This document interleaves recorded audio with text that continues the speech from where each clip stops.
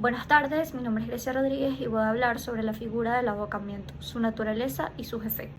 El problema jurídico que se plantea es si una figura como el abocamiento, cuyo fundamento es principios y valores constitucionales, puede ser compatible con un sistema procesal que exige certeza, límites y garantías procesales. En ese sentido, mi tesis es que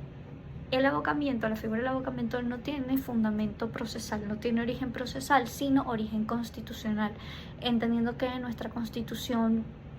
consagra una serie de valores y principios que deben ser ponderados buscando la justicia material del caso concreto. Entre ellos está, reitero, el valor de la justicia precisamente. De allí que nazca la potestad extraordinaria del abocamiento, con la finalidad de perseguir la justicia, de lograr la justicia en ciertos casos que establece la ley y lo hace taxativamente. De allí que podamos incidir que es una potestad extraordinaria pero reglamentada. No obstante, la tesis se centra en que aunque es una potestad reglada, en la práctica termina funcionando con una amplia discrecionalidad, dado que está soportada en conceptos jurídicos indeterminados. Tanto la ley que la regula como la misma Constitución, que se toma como base o fundamento de la existencia de esta figura, le dan su origen, sus raíces, a través de conceptos jurídicos indeterminados. De allí que por no tener origen procesal y por devenir en la práctica o traducirse en una práctica bastante discrecional, se puede concluir que termina menoscabando principios fundamentales del derecho procesal, como lo es el juez natural, la doble instancia, la seguridad jurídica y el debido proceso. Y es que el tema central de mi tesis es que el problema del abocamiento no es su existencia o su finalidad, sino precisamente la dificultad jurídica para limitar sus efectos. Para entender un poco mejor la figura del abocamiento es importante revisar qué dice la doctrina sobre sus orígenes históricos, y la misma señala que sus orígenes se remontan antes de la Revolución Francesa, cuando se entendía que el soberano era el titular de todos los poderes, entre ellos la función jurisdiccional. De ahí que lo que hacía era delegar a los jueces la función jurisdiccional momentáneamente o parcialmente. Siendo él el titular, podía abocarse al conocimiento de cualquier causa en el momento que lo considerara pertinente. De allí se entiende entonces más claramente, o salta a la vista, que el origen no es procesal. Al ser previo al procedimiento, pues no es una figura que esté pensada precisamente para proteger las garantías procesales ni los principios fundamentales del debido proceso.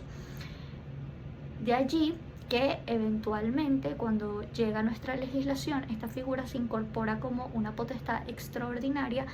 de la cual era titular únicamente la Sala Político-Administrativa del Tribunal Supremo de Justicia, hasta la Ley Orgánica del Tribunal Supremo de Justicia, que fue cuando se amplió esta figura y pasó a ser una potestad extraordinaria reglada, pero de todas las salas del Tribunal Supremo de Justicia. Un poco sobre los fundamentos constitucionales de esta figura podría considerarse que son los artículos 2, 26 y 257 de nuestra Constitución, los cuales básicamente consagran que el Estado venezolano deberá garantizar la justicia, deberá garantizar el acceso a los órganos administradores de justicia y, por supuesto, velar porque el proceso sea un instrumento fundamental para la realización de la justicia. De allí que se instrumentaliza el proceso para lograr la justicia material del caso concreto, lo cual, como conversaba anteriormente, es un concepto jurídico indeterminado. No obstante, con la Ley Orgánica del Tribunal Supremo de Justicia se reglamentó la figura del abocamiento para poder limitar precisamente esa potestad que se le estaba otorgando al Tribunal Supremo de Justicia. El artículo 18 de la Ley Orgánica del Tribunal Supremo de Justicia establece que esta facultad extraordinaria debe ser tomada con extrema prudencia y solo será procedente en los supuestos de caso grave y cuando se trata de escandalosas violaciones al ordenamiento jurídico. No obstante, por vía jurisprudencial se agregaron los siguientes requisitos: como manifiesta injusticia, error jurídico o que existe un desorden procesal que supere el interés privado. De allí que la potestad parezca reglamentada, sin embargo, excede dentro de un margen de discrecionalidad bastante amplio, el cual ha sido incluso aún más ampliado por vía jurisprudencial, entendiendo que expresiones como caso grave, escandalosas violaciones, manifiesta injusticia, error jurídico o incluso desorden procesal son conceptos jurídicos indeterminados, que no son medibles, que no están definidos, por tanto entra la sana crítica y por ende un grado importante de discrecionalidad para una figura tan delicada y anterior al derecho procesal como lo es el abocamiento. Consecuencias prácticas. Esa laxitud en la discrecionalidad lo que genera es que el abocamiento deje de ser excepcional y genere daños en las estructuras del procedimiento, terminando violentando principios procesales como lo son el juez natural, siendo que se desplaza el juez que inicialmente podría conocer de la causa, no es necesariamente el que va a conocer de ella, porque puede terminar en manos del Tribunal Supremo de Justicia. La ruptura del doble grado de jurisdicción, porque te saltas la instancia, la afectación de la seguridad jurídica, porque si bien el derecho sustantivo es fundamental, es a través del derecho objetivo que se logran sus fines, que se hace valer el derecho sustantivo. Entonces, al no tener un derecho adjetivo seguro o no tener el conocimiento pleno de qué es lo que puede pasar, la previsibilidad de lo que puede suceder dentro del procedimiento, genera inseguridad jurídica y todo esto en conjunto una violación al debido proceso, el cual también es una garantía constitucional, no solo el valor a la justicia. Un caso que sirve de ejemplo de todo lo que se viene conversando es la sentencia de Víctor Vargas, en la cual la sala, mediante la figura de abocamiento, decide con fundamento en la tutela judicial efectiva, saltar todo el procedimiento que está consagrado en el Código Civil para los divorcios mutuo acuerdo y subsanar una serie de violaciones al debido proceso, ponderando la justicia como fin último del proceso y la tutela judicial efectiva. De allí que es la muestra más grotesca de los efectos negativos y catastróficos que puede tener la figura, siendo que deja a la vista que el fundamento constitucional, que es la prosecución del fin último del procedimiento, que es la justicia, puede llevar incluso a contrariar el texto legal, el ordenamiento jurídico, el derecho,